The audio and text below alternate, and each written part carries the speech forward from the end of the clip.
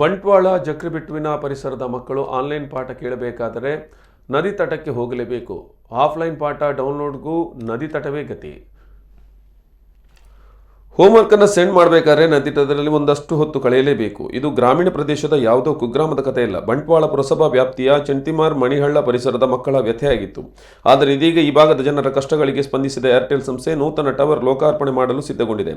Network ಸಮಸ್ಯೆಯಿಂದ ಬಳಲುತ್ತಿರುವ ಈ ಭಾಗದ ಜನರ ಬಗ್ಗೆ ನಾವು ವರದಿ ಮಾಡಿದ್ದು ಇದೀಗ ವರದಿ ಫಲಶ್ರುತಿ ಕಂಡಿದೆ. ಬಂಟ್ವಾಳ ತಾಲೂಕಿನ ಚೆಂತಿಮಾರ್ ಮತ್ತು ಮಣಿಹಳ್ಳ ಪರಿಸರ ವ್ಯಾಪ್ತಿಯಲ್ಲಿ ವಾಸಿಸುವ ಜನರು ನೆಟ್ವರ್ಕ್ ಸಮಸ್ಯೆಯನ್ನು ಅನುಭವಿಸುತ್ತಿದ್ದು ಆನ್ಲೈನ್ನಲ್ಲಿ ಕಲಿತಿರುವ ವಿದ್ಯಾರ್ಥಿಗಳ ಪಾಡು ಅಯ್ಯಯ್ಯೋ ಎನ್ನುವಂತಿತ್ತು. ಈ ಪರಿಸರದ ಆಸುಪಾಸಿನಲ್ಲಿ ಸುಮಾರು 250 ಮನೆಗಳಿದ್ದು 1000ಕ್ಕಿಂತಲೂ ಹೆಚ್ಚು ಜನ ವಾಸ್ತವ್ಯವಿದ್ದಾರೆ. ಆದರೆ ಇಲ್ಲಿ ಕಾಡುತ್ತಿರುವ ನೆಟ್ವರ್ಕ್ ಸಮಸ್ಯೆಯಿಂದ ಕರೆ ಮಾಡಬೇಕಾದರೆ ಮನೆಯಿಂದ ಹೊರಬರಬೇಕಿತ್ತು. ಇದೀಗ ಈ ಒಂದು ಸಮಸ್ಯೆಗೆ ಪರಿಹಾರ ದೊರೆತಂತಾಗಿದೆ.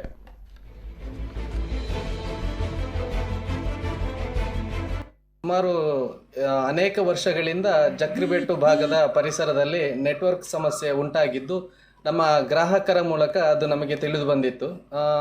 ಕಂಪನಿ ಕಡೆಯಿಂದ ನಾವು ಹೊಸದಾಗಿ ಟವರ್ ನಿರ್ಮಿಸಲು ಇಲ್ಲಿ ಪ್ರಾರಂಭಿಸಿದೆವು. ಕೆಲವೊಂದು ಅಡ್ಡಿ ಆತಂಕಗಳಿಂದಾಗಿ ಪ್ರಾಥಮಿಕ ಹಂತದ ಕೆಲಸ ಕಾರ್ಯಗಳು ಪ್ರಾರಂಭವಾಗಿತ್ತಾದರೂ ಅದು ಸ್ಥಗಿತಗೊಂಡಿತ್ತು. ಕಳೆದ ಕೋವಿಡ್ ಟೈಮ್ನಲ್ಲಿ ಅನೇಕ ಸಮಸ್ಯೆಗಳು ಅಂದರೆ ಆನ್ಲೈನ್ ಕ್ಲಾಸಿಗೆ ಆಗಲಿ ಅಥವಾ ವರ್ಕ್ ಫ್ರಮ್ ಹೋಮ್ಗಾಗಲಿ ತುಂಬ ಸಮಸ್ಯೆಗಳು ಬಂದು ಈ ಭಾಗದ ಜನರು ತುಂಬ ತೊಂದರೆಗೀಡಾಗಿದ್ದರು.